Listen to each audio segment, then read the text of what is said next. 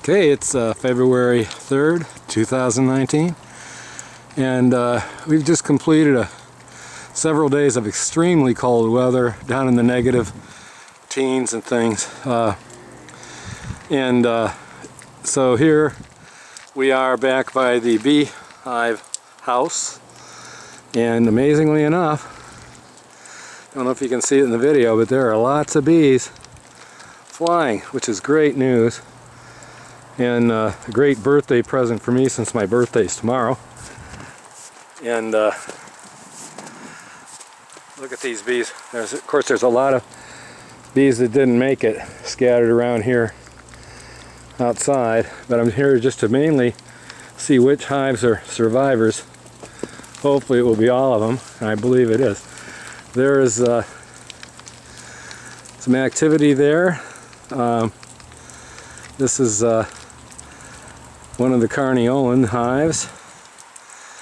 This is the one that was not attacked by bears right after it was set up. But there seems to be quite a bit of activity for this time of the year anyway, down at the entrance. Does not look like robbing behavior or anything. So that's great. And of course, right in the air in front of the shed here where the hives are, there are 3, by the way, total. You can see quite a bit of bees flying around. They all look like they're glad to be out for a while. We will wander over this way here. And now this hive looks very active. This is a hive from a swarm that I got from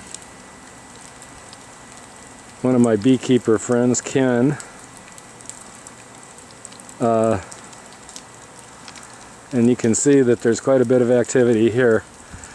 I believe that he told me that these were Italian bees, he thought. So you can see that there's quite a bit of activity there, and of course the upper entrance to the beehive is right below the bee cozy wrap there. And there's not much going on at the bottom entrance. Maybe a little.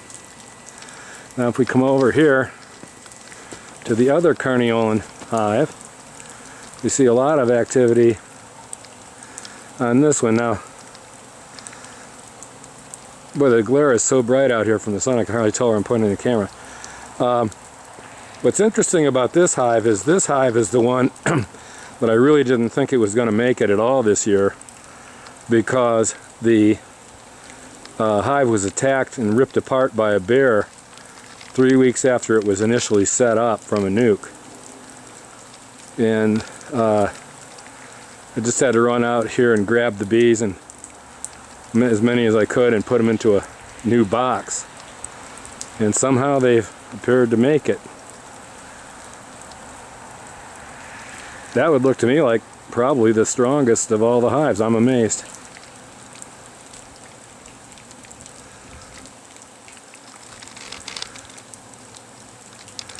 But again, you can see there are clouds of bees here flying around.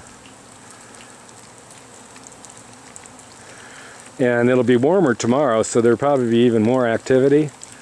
But I would suspect that they'll have to be going back in because the weather's clearly going to get cold again. And you can see, again, some of the casualties from old age and also from probably from the temperature, weakening them. But there are several hundred bees out here and quite a few on the floor. Probably can't see them very well in the video. Now, one reason why this carniolan hive, which was the first one I showed, looks a little less active is probably because the way the doors here are set up to protect the bees from the wind, but yet allow them to come in and out, as they need to for cleansing flights and things. That door is still shading that hive from the direct sun, whereas that both of the other hives that are more active looking have been heated by the sun for the past hour or two. Now as this hive gets warmed up more, I would expect to see more activity around it.